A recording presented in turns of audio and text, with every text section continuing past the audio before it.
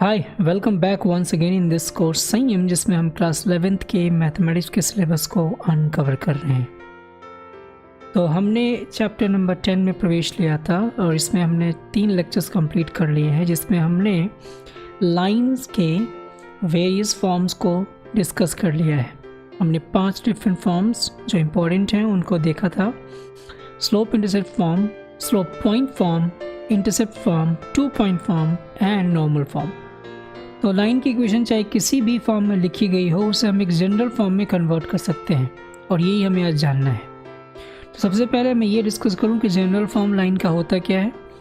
तो सिंपल है, ax plus B y plus c is equal to 0 लिखा हो तो हम इसको लाइन का जनरल फॉर्म कहेंगे। जैसे अगर कहूँ कि 3x plus 4y plus 7 is equal to 0, तो ये लाइन जनरल फॉर्म में लिखा गया है। अब चाहे कोई भी फॉर्म आप लिखो, जैसे मान लो मैं लिखा y is equal to 3x plus 7, और अगर आप इसे चाहो तो आप इसको ऐसे कन्वर्ट कर सकते हो like 3x minus y plus 7 is equal to 0, तो ये स्लोप इंटरसेप्ट फॉर्म से जनरल फॉर्म में कन्वर्ट हो चुका है। In the similar way if I write x is by 3 plus y by 4 is equal to 1, और इसे हम चाहें तो फिर से जनरल फॉर्म में कन्वर्ट कर सकते हैं। क्या लिखेंगे? 4x plus 3y minus 12 is equal to 0। या फिर अगर मैं ऐसे लिखूं x cos 30 degree plus y sine 30 degree is equal to 5, तो ये आपको पता है कि नॉर्मल फॉर्म में है, और इसे भी चाहें तो हम फिर से जनरल फॉर्म में कन्वर्ट करेंगे। हाउ? cos 30 की वैल्यू रख देंगे, ये हो जाएगा √3/2, तो हो जाएगा √3x plus y minus 10 is equal to 0। तो आप समझ चुके हो कि हम किसी भी फॉर्म में इस लाइन को रिप्रेजेंट करें, उसे हम फाइनली जनरल फॉर्म में कन्वर्ट कर सकते हैं। क्या इसको उल्टा किया जा सकता है? मतलब ये कि अगर कोई लाइन अपने स्टैंडर्ड फॉर्म या जनरल फॉर्म में गिवन है, तो क्या हम उससे स्लोप इंटरसेप्ट फॉर्म निकाल सकते हैं? उससे क्या हम इंटरसेप्ट फॉर्म निकाल सकते हैं उसका, या फिर उससे हम नॉर्मल फॉर्म निकाल सकते हैं? तो अवश्य ये तीनों फॉर्म तो आसानी से आप निकाल ही पाओगे। लेकिन अगर आप चाहोगे कि हम इस लाइन के जनरल फॉर्म से उसका स्लोप पॉइंट फॉर्म निकाल सकें या फिर 2 पॉइंट्स फॉर्म निकाल सकें, तो वो आप नहीं निकाल पाओगे। जहाँ भी पॉइंट इन्वॉल्व होगा वहाँ यह बात नहीं हो पाएगी। देखते हैं ऐसा क्यों होता है। जैसे मान लो कि कोई लाइन में लिखता हूँ और वो लाइन 2,5 से पास हो रहा है और उसका स्लोप दे रखा है m is equal to let's say 2, तो इक्वेशन कैसे लिखी जाएगी? अवश्य ही y minus 5 is equal to 2 times x minus 2। तो यहाँ तक तो ये बिल्कुल करेक्ट दिख रहा है कि ये लाइन 2,5 से पास हो रहा है और स्लोप इसका 2 है। लेकिन जब इसको सिंप्लीफाई कर दिया जाएगा, so will get y is equal to 2x minus 4 plus 1, so y is equal to 2x plus 1, या फिर 2x minus y plus 1 is equal to 0। और इस फॉर्म में, यानी कि स्टैंडर्ड फॉर्म या जनरल फॉर्म में आते ही अब हमारा ये जो पॉइंट 2,5 था वो डिसअपियर हो गया। तो हम इस स्ट्रक्चर से इस 2,5 को एक्सट्रैक्ट नहीं कर पाएंगे, चाहे जितना भी हम अपना जोड़ लगा लें। बिकॉज अगर हम इससे ये लाएंगे तो हमें ये कैसे पता है कि जो 1 जो ये डिफरेंस आया है वो 5 और 4 से आया है, ये तो 3 और 2 से भी आ सकता है। तो फिर हम इसको अनडू नहीं कर सकते हैं 2,5 से पास होने वाले लाइन को रिप्रेजेंट करने वाले फॉर्म में। इस वजह से जहाँ भी पॉइंट इन्वॉल्व होगा वहाँ पे हम किसी जनरल इक्वेशन को उसके प्रीवियस ओरिजिनल इक्वेशन में कन्वर्ट नहीं कर सकते हैं। तो कन्वर्जन केवल 3 ही होंगी, जनरल फॉर्म से स्लोप इंटरसेप्ट फॉर्म में, इंटरसेप्ट फॉर्म में और नॉर्मल फॉर्म में। तो इन्हीं को हमें देखना है कि हम कैसे कन्वर्ट करेंगे और उससे क्या क्या निकल के आता है। Let us see. पहला है converting general form into slope intercept form. तो इक्वेशन हमने लिया ax plus B y plus c is equal to 0, और यहाँ जो स्लोप इंटरसेप्ट फॉर्म होता है वो होता है y is equal to mx plus c. Small c है, आपको ध्यान रहना चाहिए, और यहाँ पे कैपिटल C है। तो हमें करना क्या होगा? हमें इसको इस तरीके से लिखना होगा जिससे कि y का फंक्शन बन जाएगी, मतलब y सब्जेक्ट के फॉर्म में होना चाहिए। So will just leave B Y on the left hand side as it is and bring everything on the right hand side. सो ये हो जाएगा negative ax minus capital C, और चूंकि अब y का कोफिशिएंट लेफ्ट हैंड साइड में क्या है 1 है, इसलिए हम थ्रू आउट b से डिवाइड करेंगे. So will get y is equal to negative a by b x and plus negative c by b. हम प्लस क्यों लिख रहे हैं यहाँ बीच में? बिकॉज यहाँ पूरे ओरिजिनल फॉर्म में प्लस है. तो अब इससे हमें क्या पता चलता है कि नेगेटिव a बाई बी जो है वो है m यानी कि slope of the line, and negative c by b जो होगा वो होगा इंटरसेप्ट यानी कि y intercept of the line. तो इस तरीके से हमने देखा कि किसी जनरल इक्वेशन को हमने इसके स्लोप इंटरसेप्ट फॉर्म में कन्वर्ट कर लिया. एग्जाम्पल के तौर पे मैंने मान लीजिए कोई एक लाइन लिखा 3x plus 2y minus 7 is equal to 0. तो हमें इसको बताना है कि इसका स्लोप क्या होगा और इंटरसेप्ट क्या होगा. तो एक तो डायरेक्टली बता सकते हो. डायरेक्टली कैसे बता सकता है? हमें केवल ये ढूंढ लेना है कि इसमें a, b और c कहाँ है. So this is our a, this is our b and this is our c. तो हमें अगर स्लोप निकालना होगा तो m की वैल्यू हो जाएगी क्या? Negative a by b, that means negative 3/2. और अगर हमें y इंटरसेप्ट निकालना है दैट इज c, तो ये हो जाएगा negative c by b, that is negative of negative c by b and b is 2. So ये हो जाएगा 7/2. तो आप डायरेक्टली निकाल सकते हो. अगर आप चाहो तो इसको कन्वर्ट करके भी निकाल सकते हो. तो कन्वर्जन के लिए फिर से वही रूल अप्लाई करेंगे. We have to just leave 2y on the left hand side as it is because we want y at the subject. तो 2y इधर छोड़ दिया और बाकी सब कुछ आप राइट हैंड साइड में लेके जाइए. तो हो जाएगा नेगेटिव 3x प्लस 7, और अब हम इस 2 से डिवाइड कर देंगे तो हो जाएगा नेगेटिव 3/2 x प्लस 7/2. और यहाँ भी आप देख पा रहे हो कि m की वैल्यू नेगेटिव 3/2 है और c की वैल्यू 7/2 है. तो इस तरीके से हम किसी जनरल फॉर्म को स्लोप इंटरसेप्ट फॉर्म में कन्वर्ट करेंगे. अब देखते हैं कि किसी जनरल फॉर्म को इंटरसेप्ट फॉर्म में कैसे कन्वर्ट किया जाता है. फिर से मैं यहाँ पे एक लाइन लूँगा general, ax plus B y plus c is equal to 0, और यहाँ पर लाइन का इंटरसेप्ट फॉर्म है x by A plus y by b is equal to 1. अब इस लाइन को इस स्ट्रक्चर में कन्वर्ट करना है. तो इसके लिए हम क्या करेंगे, देखिए ध्यान दीजिए कि यहाँ राइट हैंड साइड में 1 है, तो हमें पहले राइट हैंड साइड 1 करना पड़ेगा. बट यहाँ 0 है, इसलिए हमें पहले इस राइट हैंड साइड को कोई कांस्टेंट बनाना पड़ेगा. और कांस्टेंट यहाँ पे मौजूद है X plus B Y is equal to minus C. अब हम क्या कर देंगे, थ्रू आउट माइनस सी से आप डिवाइड कर दीजिए. तो हो जाएगा क्या, x by minus c b y by minus c is equal to 1. यहाँ 1 आ गया, बट यहाँ पे x के साथ कोई कोफिशिएंट नहीं है न्यूमरेटर में. So we have to write in that manner. So ये हो जाएगा x by negative C by A plus y by negative C by b is equal to 1. तो यहाँ से आप देख पा रहे हो कि जो ये जो छोटा वाला है स्मॉल a वो हो जाएगा नेगेटिव सी बाई ए, और छोटा वाला स्मॉल b मतलब छोटा वाला b negative C by b हो जाएगा. सो वी गॉट कि जो x इंटरसेप्ट मिला हमें वो क्या मिला, x intercept is just what, constant term, this is negative of constant term divided by coefficient of x. General equation में अगर आप इससे कन्वर्ट करना चाहते हो उसको तो. और अगर y इंटरसेप्ट निकालना होगा तो what we have to do, negative of the constant term again and divided by coefficient of y, isn't it? अगर आप इसको एग्जाम्पल के तौर पे समझना चाहते हैं तो let's see an example. Suppose कीजिए कि मैंने यहाँ पे कोई लाइन लिया 3x प्लस 4y प्लस 7. तो यहाँ में इसको x इंटरसेप्ट और y इंटरसेप्ट अगर ढूंढना पड़े तो पहले इसको जनरल फॉर्म में लिखना पड़ेगा 3x plus 4y minus 7 is equal to 0. So you have to write the x intercept. So for the x intercept we have to take negative of the constant term that is 7 by 3 जो कि x का coefficient है, and y intercept के लिए फिर से हो जाएगा 7 by. It is so easy to find out the x and y intercepts of a line even if its general form is given to you. I hope कि इसको आपने समझ लिया होगा.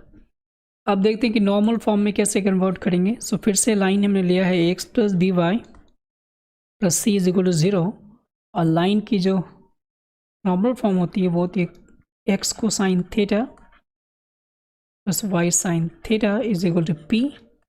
जहाँ आपको ये ध्यान रहना चाहिए कि ये कोई लाइन है तो ये वाला एंगल होता है थीटा और इसकी लेंथ होती है p. ओरिजिन से इस लाइन के ऊपर जो परपेंडिकुलर को ड्रॉप करते हैं वो लेंथ होती है p और उसका ओरिएंटेशन एक्स एक्सिस के साथ होता है थीटा। तो ये इसका नॉर्मल फॉर्म है। अब हमें इस लाइन को इस फॉर्म में कन्वर्ट करना है। यहाँ ध्यान देना है कि x और y के जो कोफिशिएंट्स हैं वो हैं sine theta and cos theta. तो अगर हम यहाँ पे कोफिशिएंट ऑब्जर्व करेंगे so will not gate exactly sine theta and cos theta, लेकिन हम साइन थीटा और कॉस थीटा में जो रिलेशन है उसको नंबर्स पे स्थापित कर सकते हैं। कैसे, यहाँ देखते हैं। पहले तो इस p के बारे में विचार करेंगे। तो राइट हैंड साइड में फिर से एक कांस्टेंट होना चाहिए। So will just write like this x plus B Y is equal to negative C. अब दूसरी बात कि जो ये कांस्टेंट होना चाहिए वो होना चाहिए positive. So will just remove this minus sign. So for that I will multiply throughout with a negative sign. ये हो जाएगा आपका negative x plus negative B Y is equal to C. अब कॉस थीटा की जगह पे होना चाहिए था नेगेटिव a, साइन थीटा की जगह पे होना चाहिए नेगेटिव b और p की जगह पे c, लेकिन ऐसा नहीं है। ऐसा क्यों नहीं हो? बिकॉज कॉस थीटा और साइन थीटा में एक बहुत ही इंपॉर्टेंट रिलेशन क्या है भाई, कि वो cos square theta plus sine square theta हमेशा 1 होता है। तो क्या हम हमेशा a square plus b square 1 लिख पाएंगे? Of course not. a square plus b square 1 तभी आ पाएगा जब दोनों वैल्यूज़ 1 से छोटी हों। हर एक केस में x के कोफिशिएंट और y के कोफिशिएंट के स्क्वायर का सम 1 तभी आ पाएगा जब हम इसको थ्रू आउट इन्हीं के स्क्वायर के सम के स्क्वायर रूट वाली क्वांटिटी से डिवाइड कर दें। मेरे कहने का मतलब है कि अगर मैं इसको डिवाइड कर दूं square root of a square plus b square से, और यहाँ भी डिवाइड कर दूं b को भी square root of a square plus b square से, और इसको कॉम्पनसेट करने के लिए जो राइट हैंड साइड में c है उसको मैंने डिवाइड कर दिया उसी क्वांटिटी से, तो अब ये इक्वेशन भी डिस्टर्ब नहीं हुआ और यहाँ हमने अपना उद्देश्य भी पूरा कर लिया। कैसे? अगर आप इनका स्क्वायर करके सम करोगे यू विल गेट एग्जैक्टली 1, और इससे फ़ायदा क्या होगा कि हम इसको अब जल्दी से जल्दी कह सकते हैं कि ये है कोसाइन थीटा और ये है साइन थीटा, और इसके बाद हम इसके साइन के आधार पे थीटा की वैल्यू निकाल। तो यहाँ मैं लिख सकता हूँ थीटा विल बी डिसाइडेड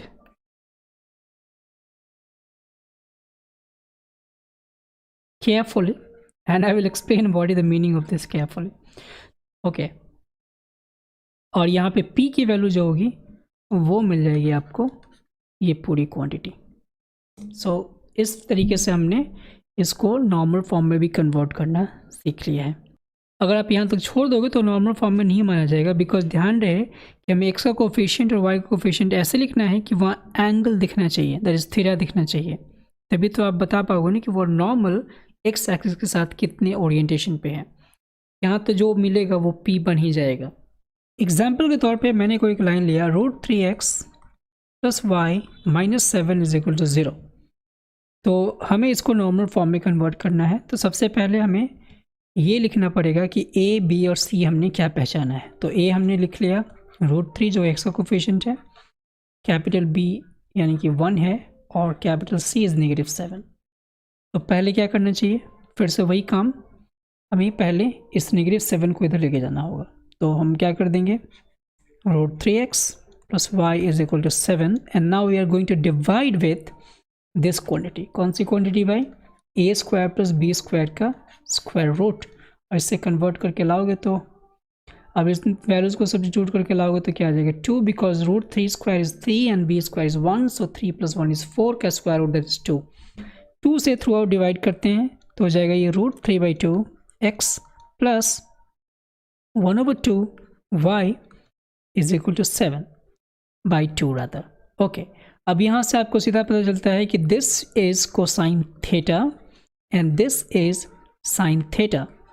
इससे आप सीधा पता लगा सकते हो कि कोसाइन थीटा की वैल्यू अगर √3/2 है एंड साइन थीटा की वैल्यू 1/2 है, और दोनों के जो साइंस हैं वो पॉजिटिव हैं।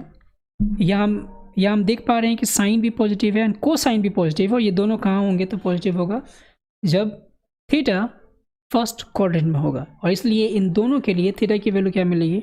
ऑफ कोर्स π/6 यानी कि 30 degrees. So the equation in normal form, what we get is very clear. It is what? Cosine 30 degrees x plus y sine 30 degrees is equal to 7/2. और यहाँ हम सीधे कह सकते हैं कि थीटा की वैल्यू है 30 डिग्रीज एंड पी की वैल्यू है 7/2.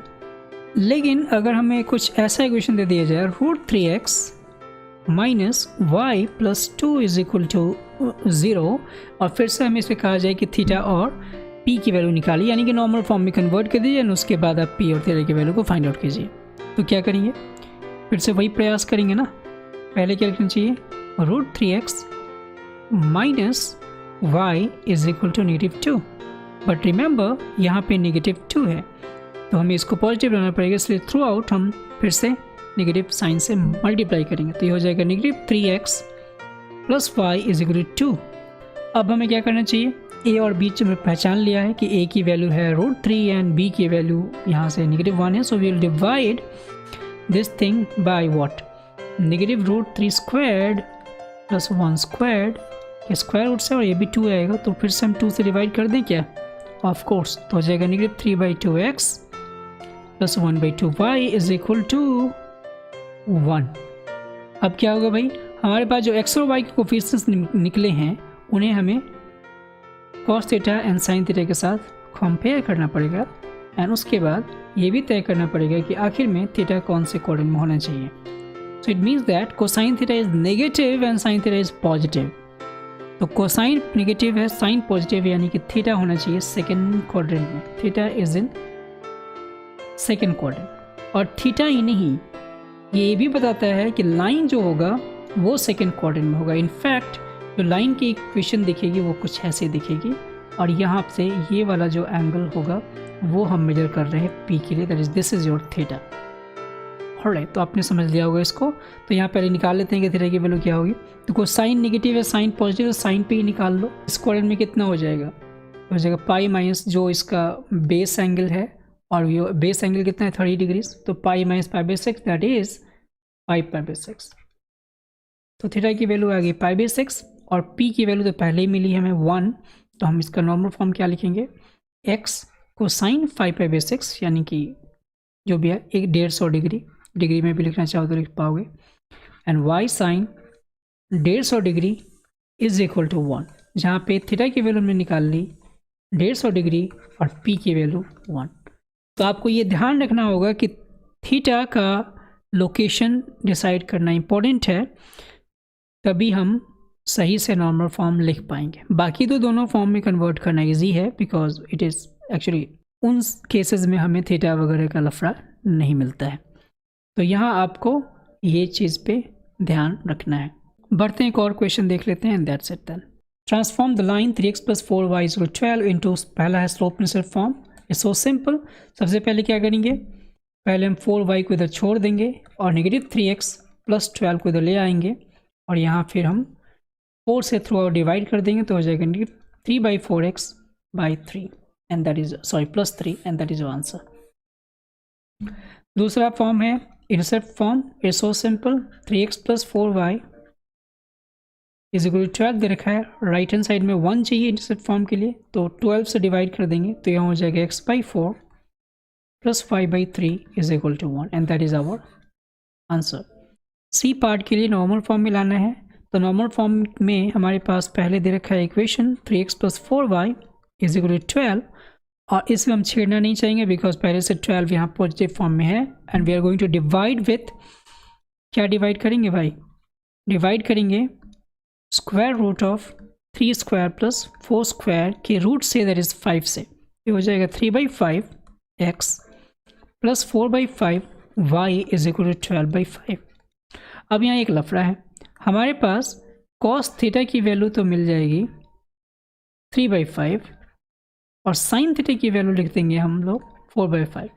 लेकिन एक्चुअली में नहीं पता है कि ऐसे कौन सा एंगल है जिसके लिए दोनों काम कर रहे हैं. लेकिन एक अच्छी बात यह है कि दोनों के दोनों रेशियोज पॉजिटिव हैं और इस वजह से थीटा किस एंगल में, किस क्वाड्रेंट में आएगा?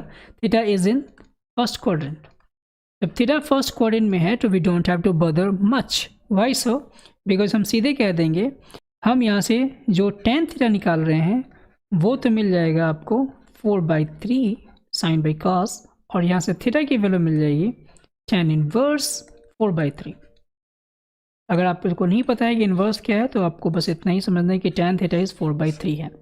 और यहाँ आप सीधे कह दोगे क्या कि हम लिखना चाहते हैं cos थीटा x यानी कि x cos theta plus y sine theta is equal to 12/5, और यहाँ नीचे लिख दीजिएगा where theta is equal to tan inverse 4/3, या फिर where tan theta is equal to 4/3।